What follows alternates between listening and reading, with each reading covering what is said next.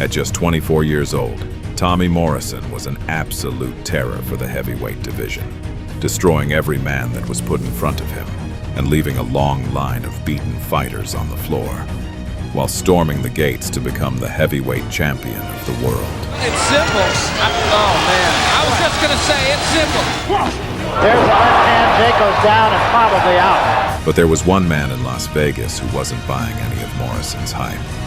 Carl "The Truth" Williams. The truth is that I am the uncrowned king, the young heir to the throne, and the baddest heavyweight in all the land, as you will see today on ABC Wide World of Sports. And that's the truth. Carl Williams was a man that every boxing analyst considered to be the next world heavyweight champion. He had a reputation for fast hands and enough power to get most men out of there in the early rounds. But what most people don't know, both of these men only had one more chance to prove they weren't washed up after each suffered a devastating loss, that their professional career was not over yet.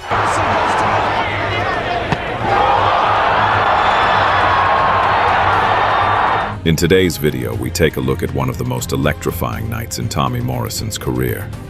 And with each man's career hanging on by only a thread, there was only room for one of them to walk away from this with a future in the sport.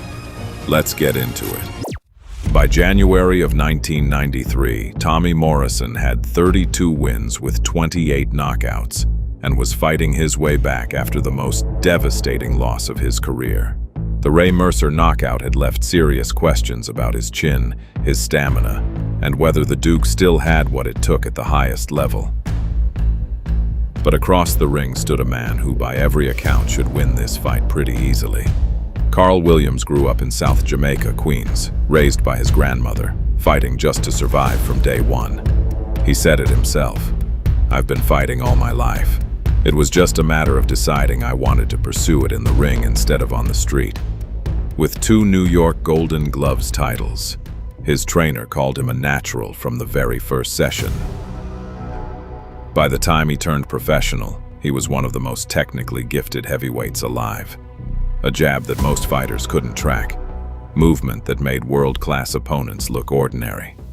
He pushed Larry Holmes, the former undisputed heavyweight champion of the world, to a disputed 15-round decision in a world title fight. Every boxing analyst considered him the uncrowned king of the division. But then Mike Tyson walked into his world and stopped him in 93 seconds. Morrison, on the other hand, never found a gym. He learned to fight as a teen in tough man competitions, bar brawls in rural Oklahoma. No amateur system, just raw instinct and a left hook that had absolutely no business being that good. And the Mercer loss had planted a seed of doubt the boxing world couldn't shake. Could he take a big punch? Did he have the stamina for a long fight against a technically superior opponent? Tonight, those questions were going to get answered one way or another. 2 men, 2 hard roads, 2 losses that had derailed everything they had worked for. And only one of them was walking out of Reno with a future.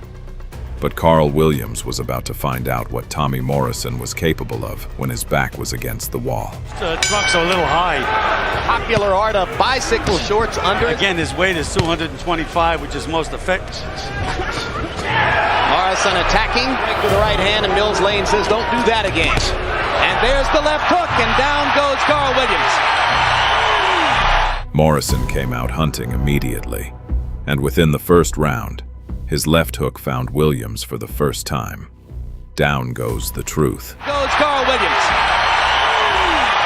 As advertised. 6, 7. Just can't keep that right hand up. That was a chopping left hook, which is unusual. He came over the top with it. And that wasn't even the A-quality Morrison left hook. Williams got up, shook it off, and went straight back to boxing. Sharp jab, good movement, like the knockdown had never happened. There's another left hook flush on the neck, a little bit behind the ear. Williams is throwing some sharp left jabs, though, Jim. Right hand by Williams is solid on Tommy Morrison's cheek. And Morrison lands another left hook, and Carl will be wobbling a little bit. Threw 21 of them by punch count numbers, but only landed 4. Just landed a good left jab while he was reading those statistics, Jim. So maybe Morrison should take 10 years off. Good solid punches by Carl Williams. Left hook again by Morrison, backs Williams up. His manager, Bill Caton, told me, he said he thought that would be the most effective punch in this fight. A left hook to the body by Morrison. Well, we haven't seen much of it. And another left hand, and down goes Williams. Then the left hook found him again in round 3. Down for the second time. Same punch, same result. Well, the second knockdown of the fight. And this time he's hurt a little bit more badly. And Williams got up again and kept boxing. The uncrowned king refusing to stay down. Crowd chanting, Duke, Duke, Duke. Morrison trying to finish with the uppercut, comes back with the left hook. Now Williams with the 1-2. Probably in the last 2 years. Great right hand by Morrison. Plenty of time around. And there's that left hook and right hand. Well, this is his last chance to retain credibility in the division. Morrison needs. And only threw 27, but landed 19, and most were power punches. Start moving side to side. He's moving one way. Makes it much easier for Morrison to nail him. Well, Williams, right hand over the top by Morrison. Wild, it lacked power when it landed.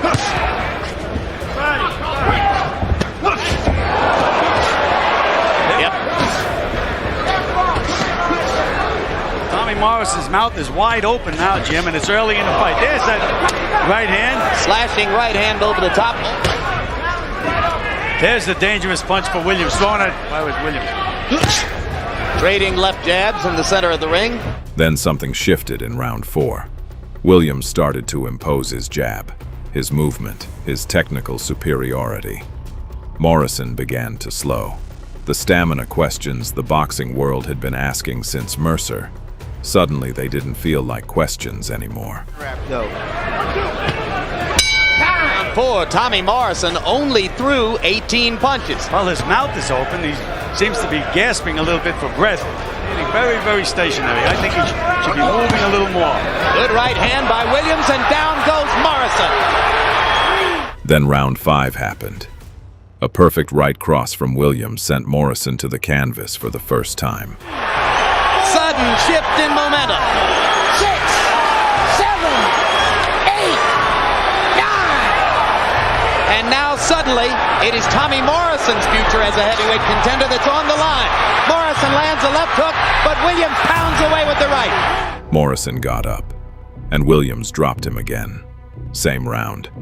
The arena in Reno lost its mind. 2 judges had Williams ahead on their scorecards. The man who had come from South Jamaica, Queens, walking 6 miles to the gym every day, was moments away from the biggest win of his career. Morrison not punching back. Oh, Williams. He's still got to make it through 43 more seconds. And another left hook. These are solid blows from Carl Williams.